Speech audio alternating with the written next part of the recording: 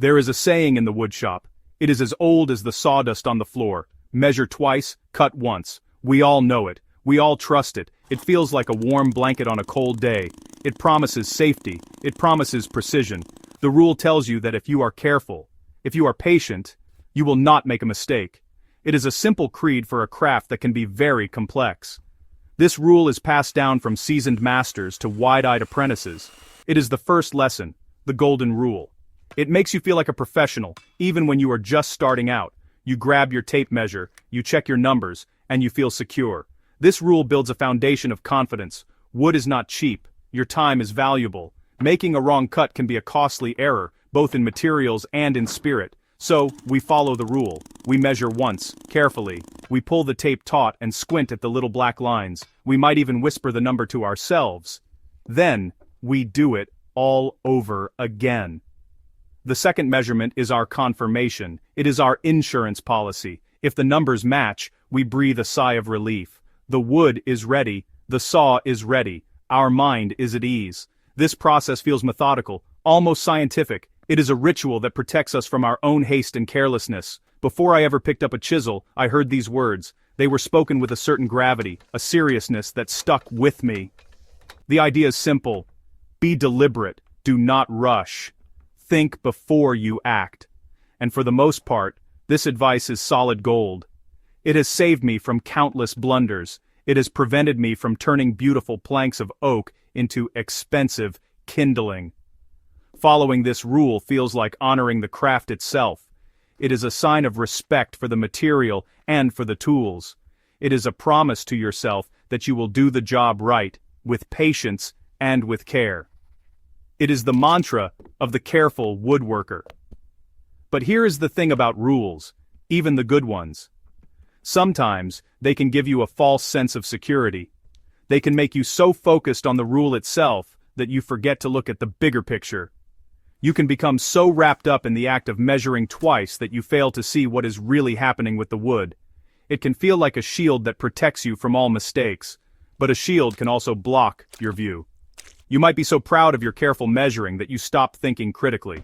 You trust the rule so completely that you stop trusting your own eyes and your own instincts, and that is where the trouble can begin. I was working on a tricky project. It was a small cabinet that required some precise dovetail joints. These joints are a beautiful thing. They lock two pieces of wood together with interlocking pins and tails, but they demand accuracy. There is very little room for error. I had a beautiful piece of cherry wood, and I was excited. I was ready to make some sawdust. So, I reached for my trusty rule book, the one stored in my head.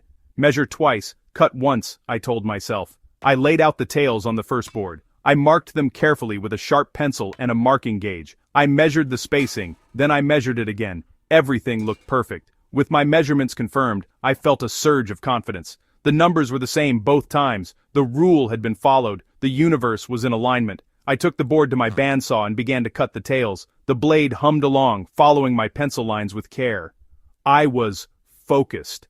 I was in the zone. The little waste pieces fell away, revealing the elegant shape of the dovetails. I was so sure of my process. I had done my due diligence. I had measured twice. What could possibly go wrong? I was already picturing the finished joint, snug and tight. The feeling of a job well done was just a few steps away. Then, it was time to transfer those marks to the second board to cut the pins. This is a critical step. The pins must match the tails perfectly. So I clamped the first board in place. I used a marking knife to trace the shape of the tails onto the end grain of the second board. Again, I was meticulous. I followed the lines exactly. Then, I unclamped the board and prepared to measure for the depth of the cuts. I measured the thickness of the first board. I checked it twice. The number was clear. I set my marking gauge to that exact depth. I was following the procedure step by step, just as the rulebook in my mind demanded. The problem was subtle. It was hiding in plain sight. Between my first set of measurements on the tailboard and my second set on the pinboard, something had changed. The wood, you see, is a living thing. Even after it is cut from the tree, it moves. The humidity in my shop had shifted slightly that afternoon. It was a small change, not something you would normally notice. The cherry board had cupped ever so slightly. It was a tiny curve, barely visible to the naked eye, but my tape measure, when I measured the second time, was lying flat against a surface that was no longer perfectly flat. The rule gave me confidence, but the wood had a different idea. I made the cuts for the pins. I carefully chiseled out the waste material. My mind was still running on the confidence from my double measurements. I had two beautiful boards, one with tails and one with pins. They looked perfect. The moment of truth arrived. I brought the two pieces together for a dry fit. I expected that satisfying, snug friction as the joint slid together. Instead, I was met with resistance. The joint wouldn't close. There were gaps. Big ones. The pins were too tight in some places and too loose in others. My heart sank. It was a mess. The clean, perfect joint I had in my head was a wobbly, ugly failure in my hands. Confusion turned to frustration. How could this happen? I measured twice. I followed the rule. I trusted the process. I took the pieces apart and looked at them closely. I measured them again and again. The numbers were all over the place. That is when I finally noticed it, the slight curve in the first board. When I had measured it the second time, my tape had bent with the curve, giving me an inaccurate reading. My confidence had blinded me. I was so focused on the act of measuring twice that I failed to simply look at the board. I did not check if it was flat. I ignored the small warning sign that my pencil line looked a little strange against the edge. My strict adherence to the rule had become a trap. It made me inflexible. Instead of reacting to what the wood was telling me, I was just following a script. The rule said, measure twice, and I did. But it did not say, make sure your board hasn't decided to do a little yoga pose while you weren't looking. I was so sure of my numbers that I pushed ahead, even when things felt a little off. My brain was telling me, the numbers are good, so the cut will be good. I had stopped using my most important tools, my eyes, and my judgment. The rule had become a substitute for thinking, and that is a dangerous thing in a wood shop. The mistake grew because I was too rigid. If I had paused after that first cut and tested the fit with a single pin, I would have seen the problem immediately. But I was on autopilot, confidently batching out all the cuts because my initial measurements felt so secure. The error compounded with every cut I made. It was a classic case of a small mistake turning into a big problem because of blind faith in a procedure. The rule was supposed to prevent errors, but in this case, it helped create one by making me less observant. It was a humbling moment. The wood had taught me a valuable lesson about the limits of rules.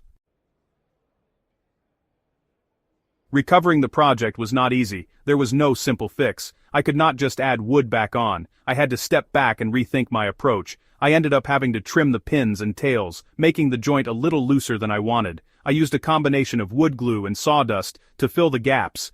It was not the perfect, seamless joint I had dreamed of, but it was strong and functional.